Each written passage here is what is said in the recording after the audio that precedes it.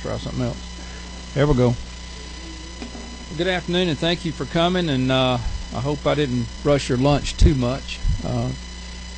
Thank you, committee, too. I know we've had a very short time from recess to getting in here, and I asked you to bring your lunch with you, but it looks like everybody's either happy or decided not to have lunch.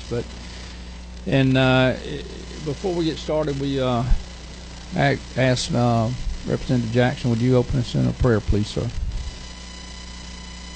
Thank you, Mr. Chairman. Let's bow our heads. Heavenly Father, as we come before you, we ask for your leadership, your guidance in everything that we do, because we realize that without you we can do nothing. So we lean on you right now, and we just thank you for your very presence. In Jesus' name, amen. And we have today the author of the bill, Representative Knight.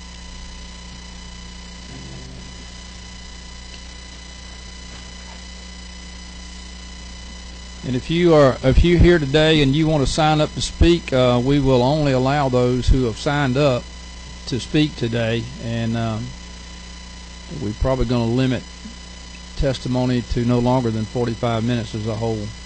So with that, Mr. Chairman, are you ready?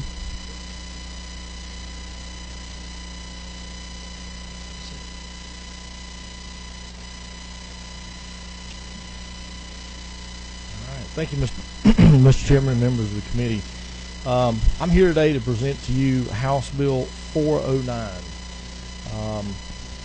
I've been asked why this bill, or what's behind it, what does it do, and I guess I gave an example of why I brought this bill.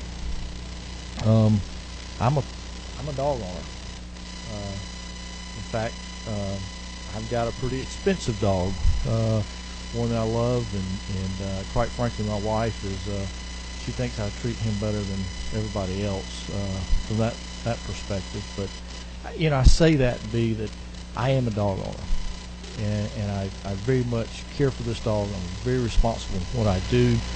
Right now, he's about to head off to Virginia on field trials, so you can see how much I take great pleasure in that dog. Not only is a family pet, he sleeps in the bedroom with us, but yet he's a hunting companion, and it's just a big member of our family.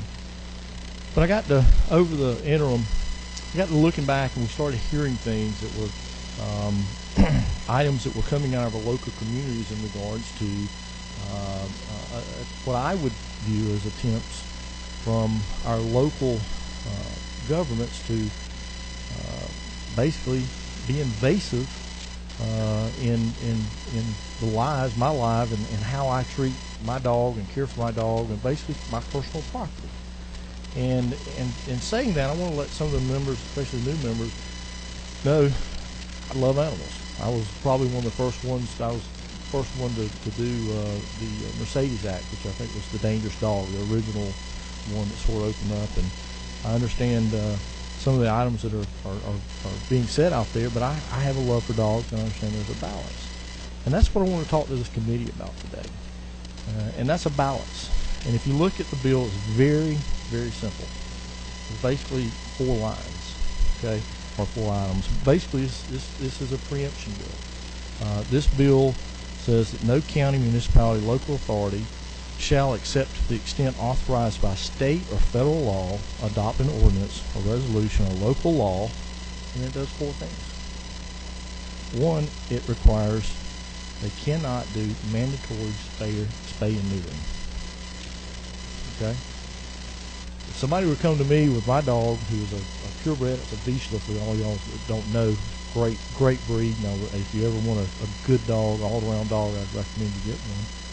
But this dog is probably one of the best in his breed, and one that probably will end up a field champion that will want to pass on the bloodlines and continue to breed good dogs. And I started thinking about that. There's been some attempts and talks to go over what the state has allowed as far as spaying or neutering, and I thought, why? Why is local government wanting to perhaps get in the way of me and how I, as a responsible dog owner, handle my dog? The second thing, and I think this is going on right now in several counties, is that as far as a dog tag or a fee or a license, they're actually charging a higher fee or tax for a dog that is, I think the correct term is intact, in other words, is not spayed or neutered, than one that is spayed or neutered. If you were to come before my Ways and Means Committee and want to do a tax, we make sure that it's applied uniformly across the board for whatever class. Why are we charging somebody a different rate or penalizing someone, a responsible pet owner, who doesn't wish to spay or neuter their dog for whatever reason, whether it's to carry on the bloodline or it may interfere with the work or whatever it's doing, for whatever reason? Why should we charge somebody a higher rate and penalize them for not spaying and neutering? It's very intrusive. I don't understand that. The third item is preventing the ownership, breeding, transfer, sale, purchase, tethering, training, or transportation of dogs used for the lawful purpose of game, field trials, shows, displays, and services. Many of you know have been here. This is keeping in line with the state has always and will continue to always make sure that the right of the people to hunt, to go out and enjoy those activities is not infringed upon. And this is simply coming in here and saying, hey, at a local level, you're not going to come in and do this. I've got a picture I could pass around my iPad. Tethering's an issue. A lot of times in field trials, or even in the rural areas, which some of our representatives are, that's a way of keeping it off. Doesn't mean it's treated cruelly or inhumanely. Or if you go out to one of the field trials where there's a line of dogs that probably cost more than my house, they're all on a chain, and they're tethered out during the field trial. A safety issue. They're happy as they can be. But again, why should a local government be able to come in and make a law that would prevent this? It's just intrusion. And the last thing I've got, and this goes back to our whole issue that we're dealing with in the state in this country. Nobody wants to blame a breed of a dog for the problems. And I would argue with you that it's not a breed problem. There are dogs of all kind of different breeds that can be mean, violent, temperamental, and can be as dangerous or vicious as maybe another one. Oftentimes I would tell you that that's the result of its environment, how it's treated, how it's trained. And so, I just want to make sure that we're not banning a breed. I think it's bad policy. I think it also goes back to what I'm talking about, and it's how we as lawful, responsible pet owners treat our pets. And as long as we're doing that, I don't think that we should have all these little ordinances coming up that tell us what we can and cannot do. I think it's an intrusion into our lives. I would tell you, as a member or the chairman of the Small Business Committee, the other thing that bothers me greatly from a state level is that as we start to look at how government gets so more complex and jumbled up and all the different rules and regs, a lot of times a lot of these things are coming out at the local level. This ordinance or this ordinance in a local jurisdiction, the next jurisdiction is different. And so all of a sudden, things get confusing instead of uniform. If you're going to have rules and regs or tax law, what do we want it? We want it simple, and we want it uniform. I mean, if you got to have it, that's the best way to have it. That's good policy.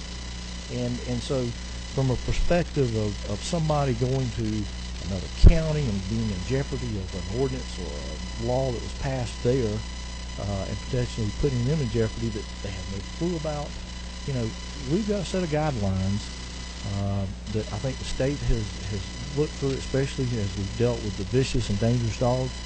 We've vetted this stuff, and I just think that these are some principles that we should stand firm on. Here's basically a floor. You can't go below this. This is what the state says. You can't go below this and start intruding on responsible pet owners and what they do with their dogs, how they keep them, whether they're spayed or neutered, or whether we should tax you more if one is spayed or neutered versus the one that is not. And Mr. Chairman, I mean, basically that's the bill. And I would tell you, I use me as an example because obviously I'm one. I've got a dog, and if somebody were to come and tell me they were going to spay or neuter it, I'd probably get a little upset.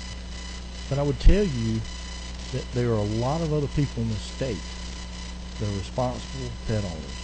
They're members of the associations, the AKC, the Canine Coalition. They're your local hunt clubs or dog clubs. And there are a lot more responsible pet owners out there than we know of. They're sort of the silent majority. And unfortunately, a lot of the rules and the regs that are out there we're starting to see pop up at the local level are they're written for the bad guys. But at what point do we start balancing this out? And that's what this bill is about. It's that simple. So, Mr. Chairman, with that being said, I'd be happy to stand for any questions or comments from the committee. Chairman Knight, I appreciate your presentation. If you don't mind, I'm going to hold off on any questions for you until testimony. Is anybody else signed up to speak in favor of the bill? Do we have anybody signed up to speak against the bill?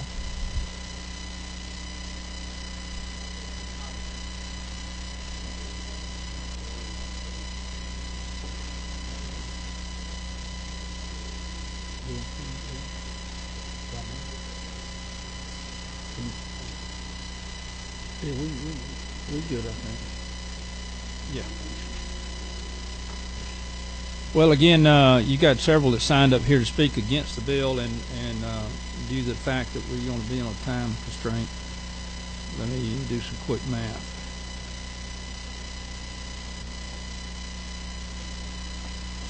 We're going to limit you to 5 minutes apiece. So first on the list is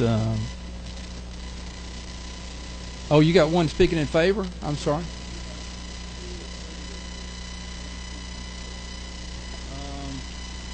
Okay, well in that case, whoever's going to speak in favor, because I don't, on my list it doesn't say, and I apologize, but come on up. I apologize for any confusion. And if you will, when you get there, just state who you are. And in that case, we're going to go 3 minutes each. Is that okay? Good afternoon. I am in favor of the bill. My name is Gail LaBerge, and I'm the president of the Georgia Canine Coalition, and we are the American Kennel Club Federation recognized in the state of Georgia. We find that this bill is going to assist responsible dog owners from unintended consequences. We have 120 American Kennel Club clubs in this state. We did over 447 events last year, and the total number was over 68,000 dogs involved in those 400 plus events. These are responsible dog owners. We're kind of the silent because we aren't a problem, but we are affected when people want to do mandatory spay-neuter or an unfair license fee simply because I am a responsible owner with my intact animals. We do support the bill. We thank Representative Knight for bringing this bill forward, and we hope that you will pass it out of your committee. Yeah, just any questions from the committee? I do have one question. If you'll go back to the podium, thank you. No, ma'am. It's just a very simple. You said that you represent AKC. How many members do you have in the state of Georgia? Do you know? The coalition, we're somewhere around 10 or 15,000 members. And most of these have weighed in with you on this bill? Yes. I have their ability to speak for them. AKC has federations and coalitions in all the states that are connected with them, and what we are is the local representative for the Georgia Canine Coalition, which is recognized by AKC as their federation in the state of Georgia. Thank you for the work you do. Thank you. Any other questions from the committee? None. Thank you. Anyone else that's speaking in favor of the bill that I missed?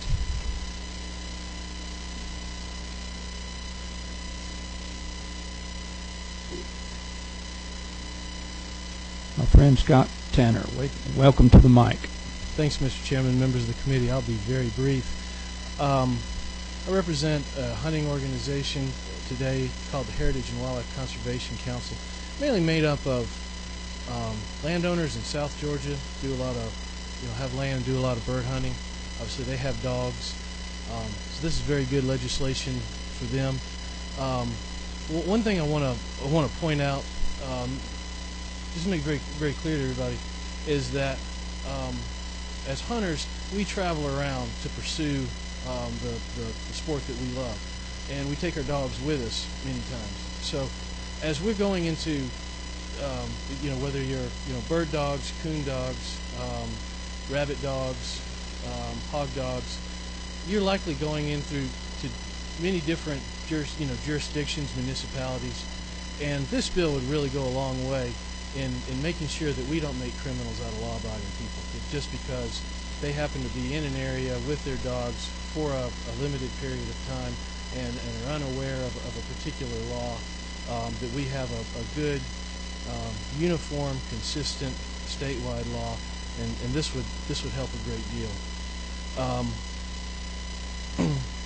The last thing I want to say is that this isn't dog specific, but I do have some information that just came out just about the economic impact of hunting and fishing. I'm gonna hand that out as I walk away.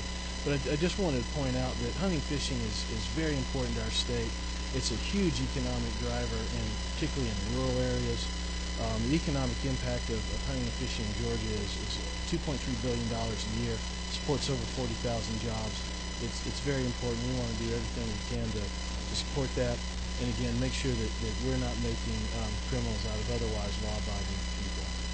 And I guess my final thought is, to me, this seems like really good common sense legislation because it simplifies government. That means smaller government, government everybody can understand, and I think that's a good thing. Thank you. Any questions for Mr. Tanner? Seeing none. Thank you, Mr. Tanner. Next on our list, we have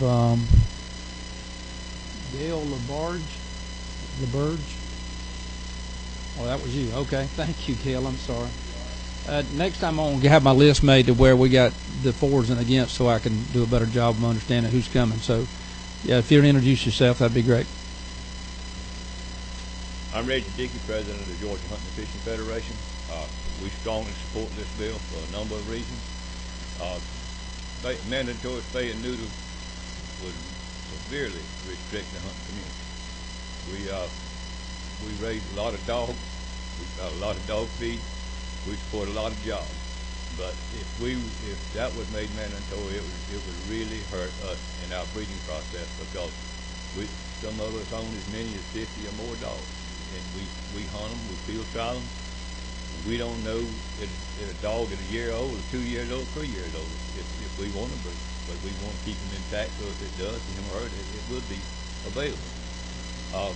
We also, like they just spoke on the tethering, when we go to field trials, a lot of times it's for warm weather, cold weather, but we have them staked out, but they are comfortable. I mean, you don't take a $10,000 dog and make them comfortable before you go hunting.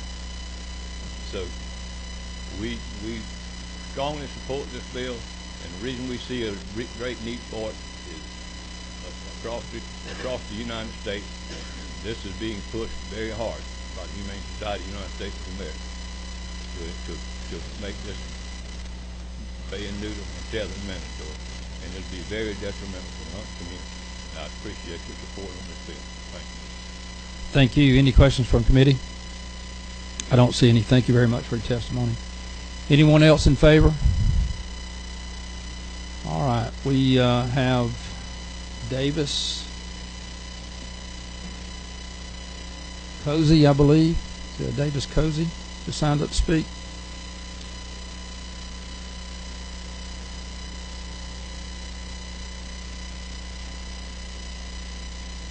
Thank you, Mr. Chairman and members.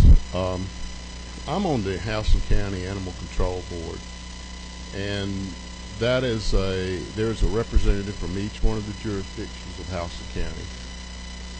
What we do is we hear appeals for dangerous dog and vicious dog classification in our county, and we've heard every type of excuse you can imagine, but the underlying responsibility is for people to feel safe in their homes. Their pets should be safe. They should feel safe in public areas, sidewalks, parks, recreation areas.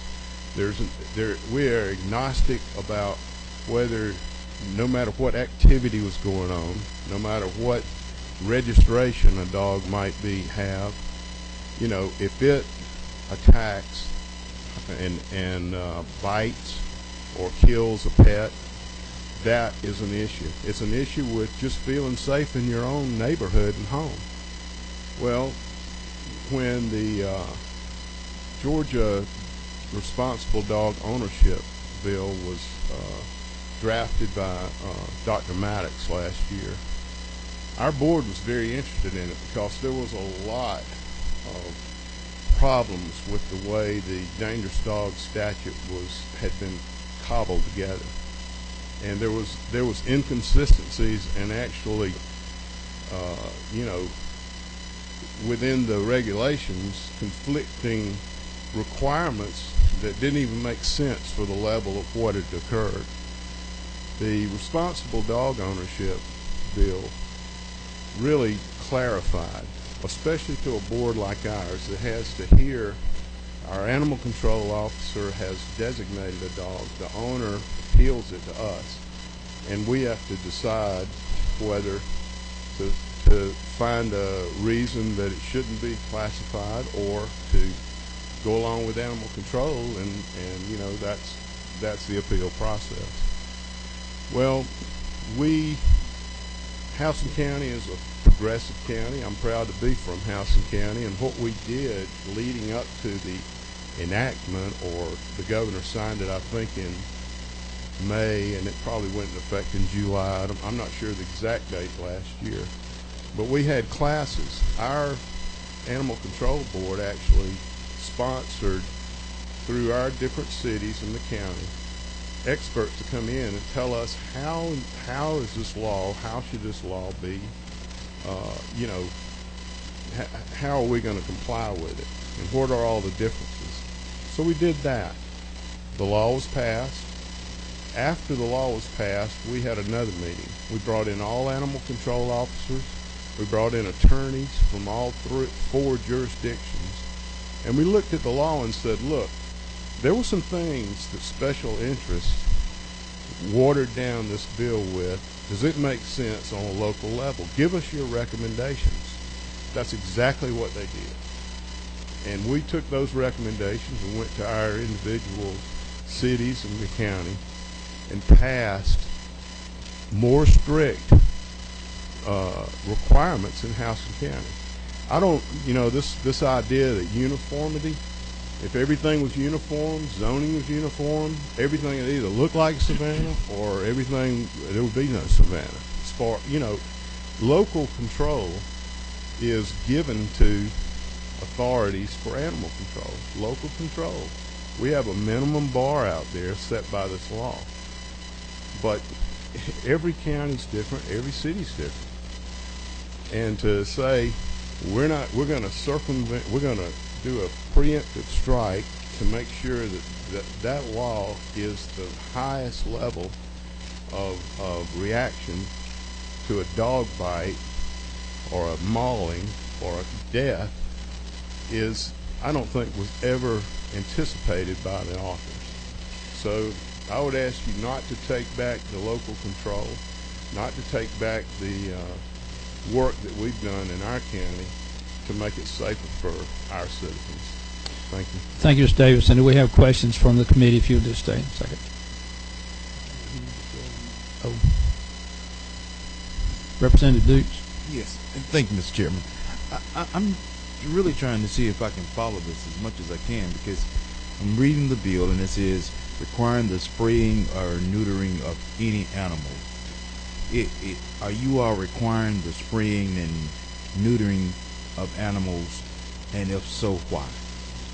We are requiring the spay, neuter, and chipping and microchipping of an animal designated as dangerous or vicious in our county.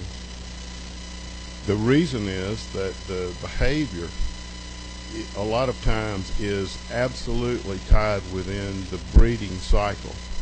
An animal that's never shown any aggression, they only were let out in the front yard one time by somebody visiting. I've heard every kind of reason why this one incident where somebody gets bit and has to go to the hospital, you know, why it would never happen again. It's way out of character and all that.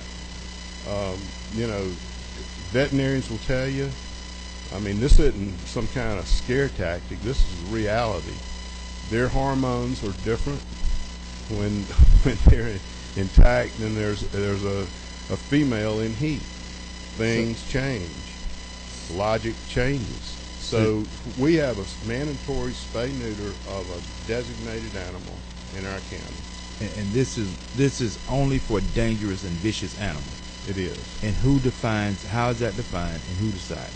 That's in the Georgia Code. Dog Ownership Act. It will clarify the actual, the severity of the injury would determine the classification.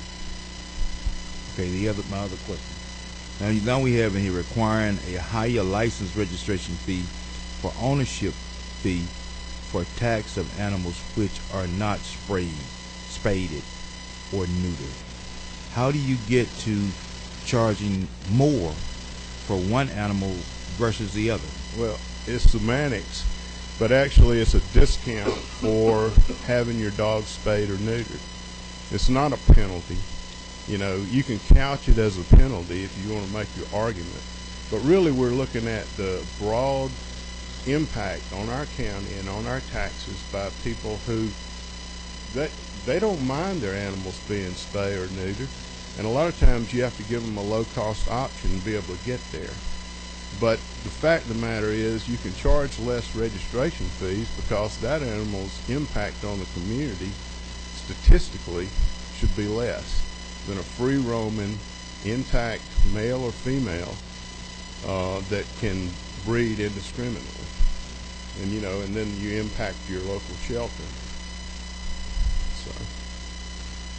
Thank you, Mr. Chairman.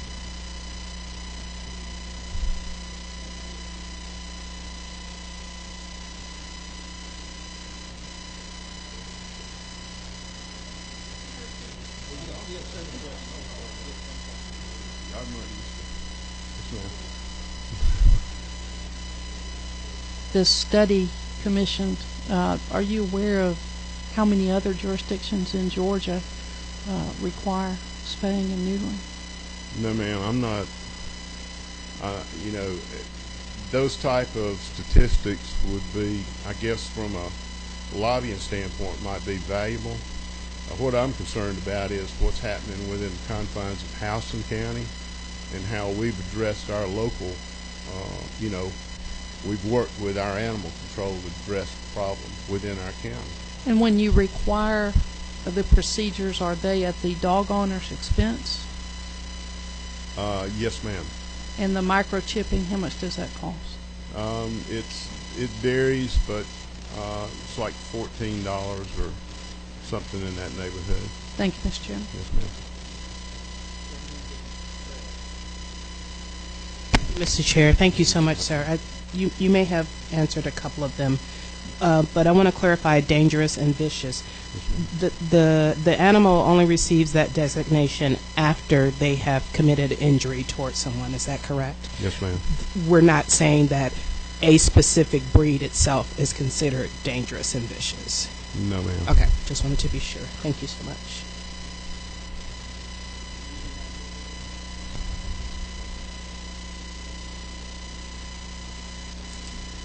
Next up we have Cindy.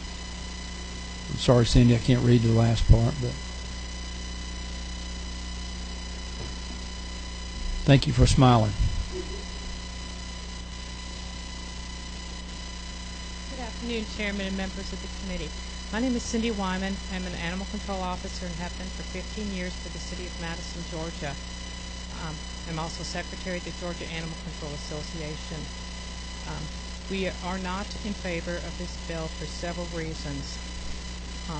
The animal control officers are the people out on the street that were put in place to protect the people from animals.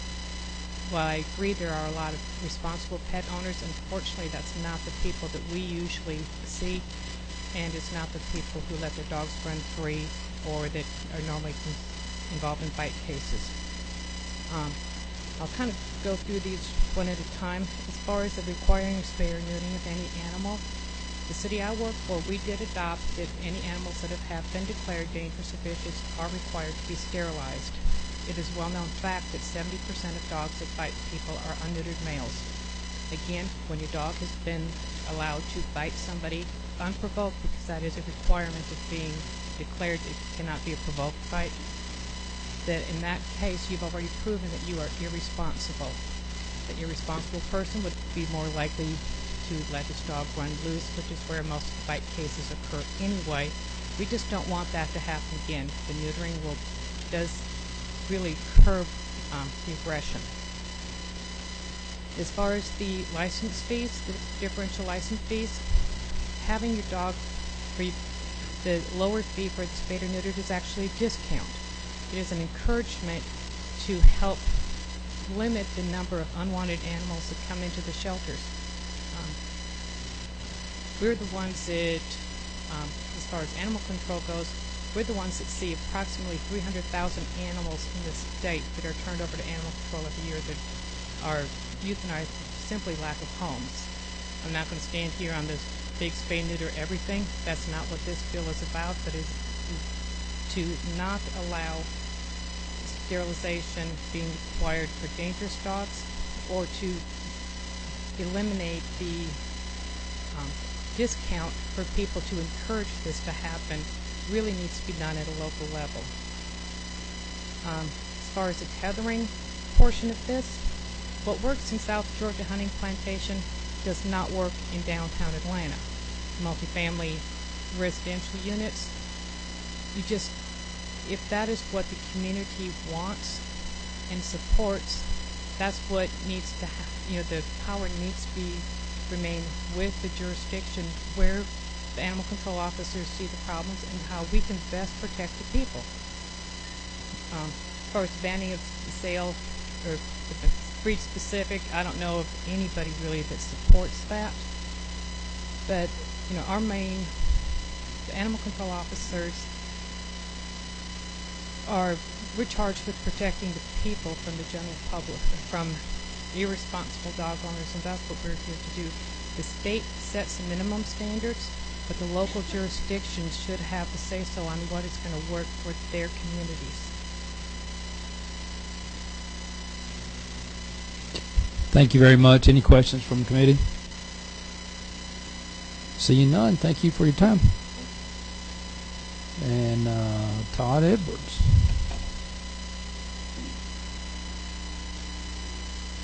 Thank you, Todd. You're always smiling, too.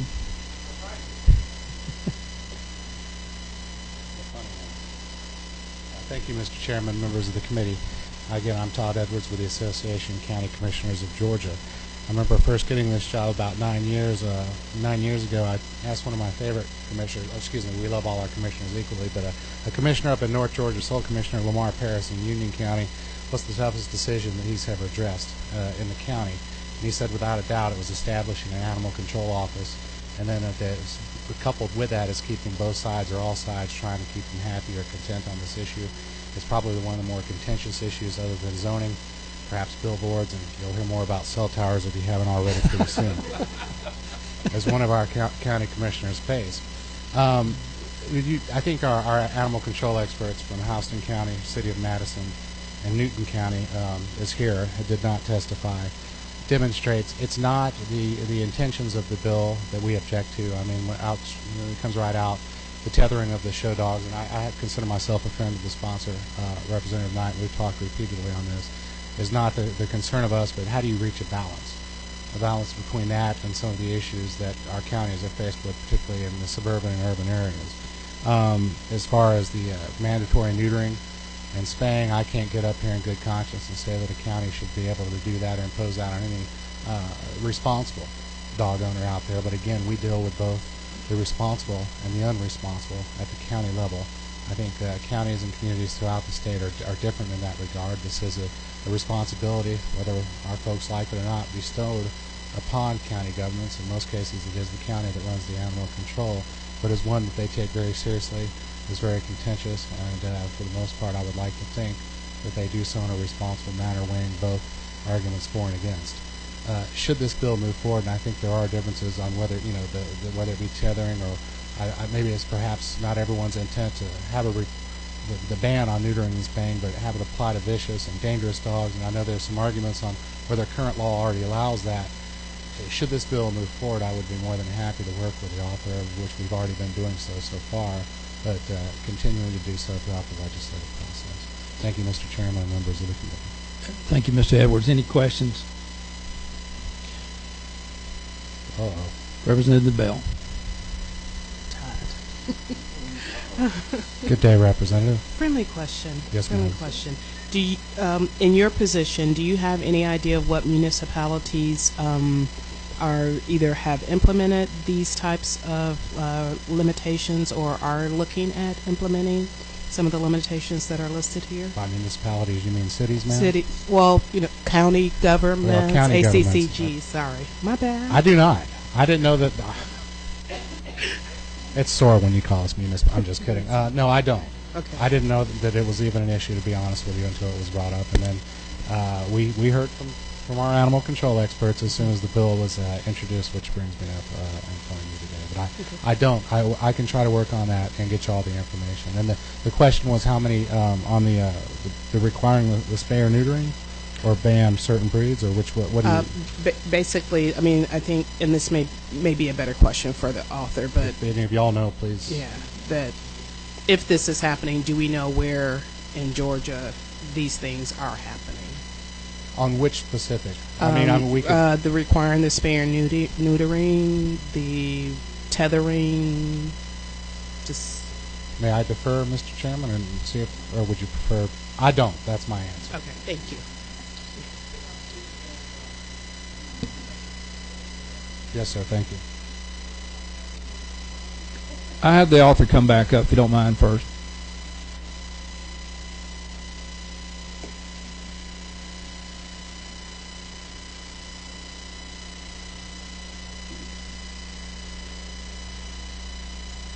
Representative Knight, you've heard several testimonies from others, and the reason we held off on asking you questions, and now I'm going to open up the floor for questions here from the committee. And committee, any questions for our author?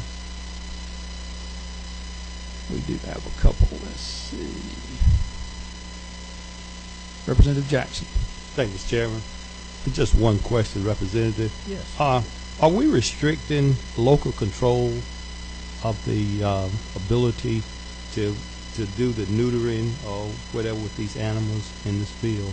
Well, I think that's one of the arguments that some folks would make, but I would argue not. We as representatives, and as you all know, we're not made up of the 159 counties of the state of Georgia. It's the state of Georgia. It's the Constitution, and quite frankly, if it's not enumerated in the Constitution, then it's given to the Georgia General Assembly to then, we can make laws as to how we see fit, and that also, indeed, the creation of the counties and the cities. So, from that perspective, I think that's a disingenuous argument of we're taking away local control. And this is not to seek to take away local control. These animal boards serve a very vital function. And I will not argue. In fact, I appreciate what they're doing. In the last 10 years, this epidemic of dogs running around and irresponsible pet owners is indeed an issue. I mean, and again, that's we've talked. I'm not in disagreement with that. But I think in our zest and our zeal to go after the bad guys, the irresponsible person, we're bringing in the people who are really doing it right, who aren't causing the problem, who aren't taxing our local governments as far as their resources and using that. But yet somehow it has been an issue of, for monetary, and as a CPA, you can say it's a discount. I'll tell you that's like going to Macy's and the sale that's on there. I mean, they're still making money. I mean, that's marketing too, quite frankly. and in the bottom line, I paid more for my dog that, in some cases, in some of the jurisdictions, you're paying more for a dog that's intact versus the one that is not intact. That's the bottom line. You paid more. So it's about the bill. So to answer your question, no, I don't think we're taking local control. I think the state and we as local representatives who have sat through the last couple of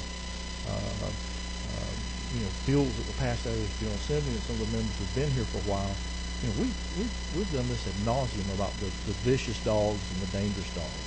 And I think we've come up with something that is very reasonable and it fits. So no, the answer is no. I don't think this is an issue of taking away local control. I think this is giving a balance back to the responsible pet owner. Thank you. Mr. Chairman. Yes. It's two questions. I'm not understanding, number, preventing the ownership, breeding, transfer, sale, purchase, tailoring, training, or transportation of dogs used for lawful purposes of the game. What are we? What kind of? What are we trying to get to? Again, and as you know, in your neck of the woods, yeah. Hunting, especially the bird hunting, that's a lot of people not only from the state go on your area, but around the world come to your area. But, there are initiatives of maybe how many pets you can own. I mean, can you imagine an ordinance being made up that says, well, you can't have more than 15 dogs in your kennel? I bet some of your constituents down there would probably be pretty upset. And again, I'm not really necessarily trying to get in here. I'm just trying to say, hey, there's a common sense floor here that we need to adhere to so that we don't affect this. And obviously, this General Assembly and its members support the right to hunt and fish, and we're very protective of that, of anything that goes around that activity. So we passed a constitutional amendment in Georgia. We have a right to hunt and fish. And we've always been very protective of that, and I think that's what that language is referring to. And again, making sure that in regards to training, maybe some ordinance you can't use some kind of device or tool. That argument has been made before the General Assembly, and certainly in our wisdom at this level, we chose to throw those things out because it would interfere with legitimate activities in your district. Well, what's to prevent a local board from going down there and turn around and basically in-rounding what this body has done? So there's no ill will here in this. The tethering issue. I talked to a trainer, my trainer. He said he had another friend that was coming in from another state. And it wasn't in Georgia, but it was in another state. So this is happening, guys. This is happening in other states, and it's happening worse in other states. Okay? This hasn't gotten to Georgia as heavy as it has in other states. Trainer, just thousands of dollars worth of high-bred dogs. Pulling over responsible, let these dogs rest, let these dogs go to the bathroom, and the safest way, again, to tether. Okay? Put the chain out, stake them to it, give them water, let them go to the bathroom, let them rest from traveling. Somebody pulls up, calls the law, and guess what? They're run off. I'm not a big dog guy. What is tethering? Why not? You don't like man's best friend? No. Tethering is, I'm not sure I can give the technical definition. It's basically staking out a dog or tying a chain and staking the dog to the chain. Or you may have seen it, somebody ties a stake and they've got a dog on a rope, okay? I've got a picture I'll be happy to show you afterwards of a field trial where my dog is tethered up. But basically that's what they're saying. Okay. Dog on the chain. Yeah. In the yard. Yeah. All right. So one final question.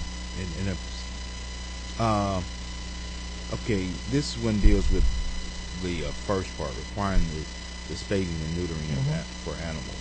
Now, in the legislation that we passed, how did we address dealing with vicious dogs? I'm glad you answered that, because that was one of the things that if Arthur would permit me as I wrap things up to go back, because I know it's been some testimony. I apologize for having to rush you. We only have about 10 minutes, and you've got 4 more people who want to ask you questions, but please answer that because that's important. Real briefly, this is very important. and the legislation was mentioned that we passed last year. Y'all remember Dr. Maddox and Absolutely. But if you go through the bill, you know, there's a process in place. And these guys have a board that people go through. They go through the appeals process. They have the ability to impound a dog if they believe it poses a threat to the public's safety. You know, you've got judges that within the state may even order the euthanasia of a dog if the court finds that it is seriously injured or can't be sustained and it poses a serious threat. We've got those things in the law, guys.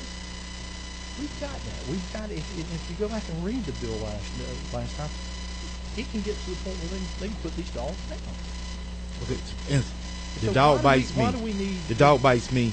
What does the Georgia law say? He bit me. Now what can I do? Well, it what do we do depends to on the dog? if it depends on if well, again, it goes through that process of appeals. I mean, they'll confiscate the dog. We'll have to go before a hearing, get notice, and I'm not a legal attorney here, so but it'll go through that, and it could get up to the point of a judge if it's determined that. I mean, you know, if I appeal it and go to the judge, it could go to that point, and the judge could order it euthanized. Okay. So my point is, we put this in there, and we also put different levels: dangerous versus vicious. You know, did the little candy store dog or what? You know, little toy poodle dog go up and bite you and draw blood? Well, is that a serious injury? Maybe a dangerous dog, but does that mean you got to go and take Spot down to the vet and get them neutered? That's a great question. So again, guys, this is about reasonable, and I'm not doing anything that would harm that bill. This doesn't change what we passed last year in the lease. So, Mr. Chairman, next question. I know we got to get on with it. Thank you, Mr. Chairman. Thank you, Chairman Knight. I'm new to this process, so I'm just going to ask my question and give me a weird look if it's a dumb question. Most of the that's not true. Most of the arguments I'm hearing today are in reference to local control, and really in reference to local control of dangerous and vicious dogs. Not necessarily in the same way that I think the goal of this bill is to protect responsible owners. I think that's most of the people in this room agree with that.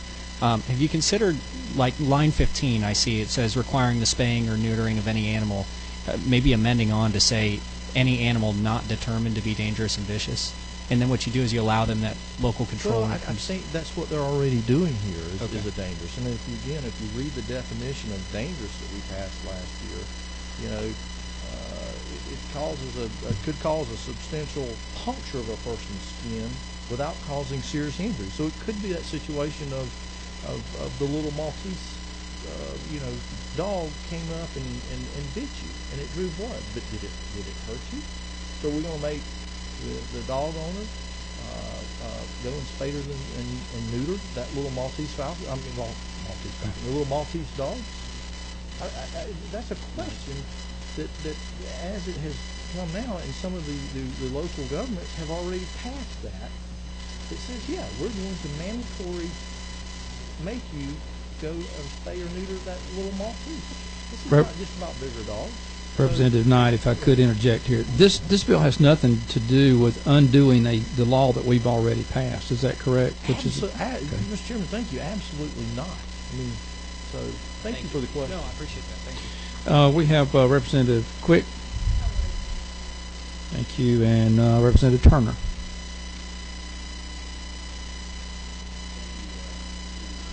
Do I hit the press here? Okay, you're good to go. Thank you. I appreciate you coming to speak with us about this today. A couple years ago, I had the honor of adopting a shelter dog from Paulding County Animal Shelter. When I was there, I was struck by a story where a pet owner had come in, a dog owner, reporting her lost dog that had been tethered in her backyard. She said she was basically putting out a bolo, be on the lookout for her dog kind of thing. And the dog had a 30-foot tether. That's what she described. It's got to be easy to find, she said. It's going to have a 30-foot tether on it because it yanked the tether up out of the ground. The folks at the animal shelter were kind of upset with her, saying, well, in Paulding County, we have an ordinance that you can't tether your dog. So would this piece of legislation undo Paulding County's ordinance to prevent tethering? You know, that's a great question. I think as it stands right now, and again, this is on line 18, that dog would have to, I guess, fit into the pursuit of game, field trial shows, disability services. In other words, be an animal that was used in that purpose. So I haven't looked at it from a point of view of broadening it up to include all dogs, but that may be something that should be looked at. So what would be the categorization, or how would we determine what kind of dog is a game trial or show dog or disability services dog? Would there be some sort of qualification, or would the pet owner in that case be the final determinant? You know, I'm not sure. I'm sure the pet owner could offer up evidence. I'm not sure. Again, a great question. I'm not sure I know the exact answer, but fair enough. In my case, I would be able to say, yeah, I mean, this is a hunting dog, it breeds a hunting dog, you know, field trialing, you know, et cetera. So, but again, it's ambiguity as to, you know, a lot of ambiguity involved. So,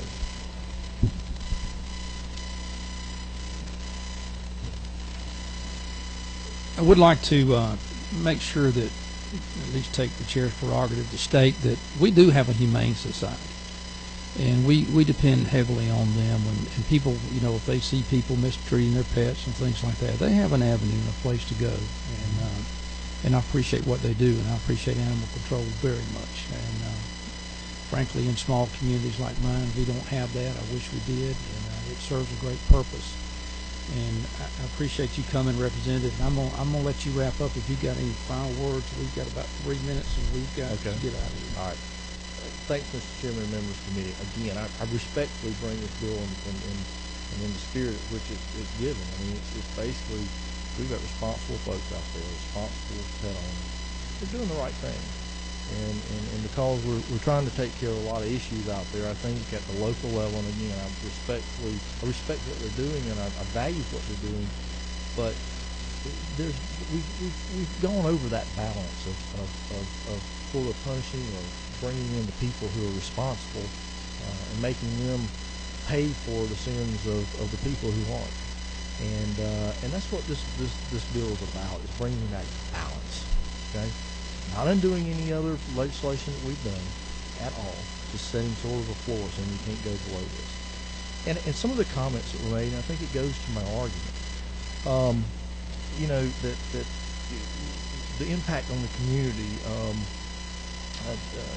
Davis Cozy had said, you know, we're out there, we're trying to talk about the impact on the community, and he said, you know, there's free roaming dogs. That's what we're after. I mean, that's exactly the problem. Okay, it's not the law-abiding, responsible pet owner. And Cindy has said, and we had a great conversation earlier this morning, but it's protecting people from the free roaming dogs. Well, those are the people who aren't paying the taxes in the first place. They don't have a collar on the dog. They haven't taken it to the vet. They're the ones that are causing the problem, not me or your neighbor who's acting in a very responsible manner. So why are we being lumped in with them? And as far as the question, there were two other comments: is, you know, Atlanta versus South Georgia. Guys, I would argue that this transcends whether it's rural or metropolitan. You know, out of Vishla, there's a metropolitan, a city, the Atlanta Vishla Club. Those folks are trialing around this area within an hour of Atlanta. Okay, and there are a lot of other clubs that are doing that. So these owners are right here in Atlanta and our metro Atlanta areas, as well as in our rural parts of the state of Georgia. So this is an issue that stretches rural and urban. And finally, the answer, Representative Wells, to your question, there are some other jurisdictions that are trying to do this. And again, I don't know all of them offhand, but I was told this morning that in the recent months, or recent as long as a month ago or so, Chatham County had proposed this. Okay? And in response to the responsible dog owners and AKC and those kind of folks up there, it did not pass, but it was proposed. This is an issue that is going on. It's going on quietly. We all don't get a chance to go back to our local board meetings and where this happens every Monday or Tuesday night. These things are happening and the law-abiding citizen is not informed of it. And again, we're just trying to bring common sense and balance. And with that, committee, I appreciate your attention to this, and I would appreciate any favorable consideration that you can give to this bill. Representative Knight, our vice chair, has one quick question for you, please. Yeah. Mr. Chairman, just one quick question. Would you say that this is an issue that affects every county in Georgia? I dare say it would. Thank you, sir. I guess based on that, I sit here and I think about this whole thing, and believe me, I love the concept of local control. I'm all about local control. But based on that, since it's affecting every county in the state of Georgia, I think that every representative representing that county should have the opportunity to vote on it. And with that, I recommend a due pass on this. I make a motion that we have a due pass on this. Thank you. Thank you. We do have a due pass. We have a second. We have a motion and a second. Any discussion? All in? You have a discussion? All in favor? Or a discussion? I'm sorry. Along with some of this stuff, I mean, the tethering, if I want to stake my dog out and put him on a decent chain, I could go along with that. I don't have a large heartburn over the licensing, even though I do kind of feel like they might have the right to do what they want to do. But what I really got a problem with is that spading and neutering. Because if your dog bites me or my child, I don't want them spaded or neutered. You don't want them spayed or neutered? No. You want to kill, I mean, are euthanized or? Don't bite me. That's your dog. Yeah. Now, your dog can bite you. Yeah. He can bite your children and your friends. But if I walk on your property, or if I'm walking on the sidewalk, and your dog bites my child, I'm serious. But I'm not sure that, there's been an argument. And the thing is, see, if they met in Albany and they had that meeting, I'd be at your meeting and tell you, listen, we want to do this in Albany. Y'all might want to do it in Sylvester. I appreciate your comment, but I would also tell you that while it's been suggested that there's statistics that a spayed and neutered dog is less likely to bite, I disagree with that. I've owned dogs, and I would dare say that there are people in the medical profession, the veterinarian medical profession, who would disagree with that. I would also tell you that Representative, we had a motion in a second. Okay. We got to get out of this room. But I would really like for y'all to get together, because I think there's a misunderstanding there. But we have a motion and a second, and all in favor? All opposed? I'm sorry. Nay. We have 2 nays. Motion passes. Thank you. And we are adjourned.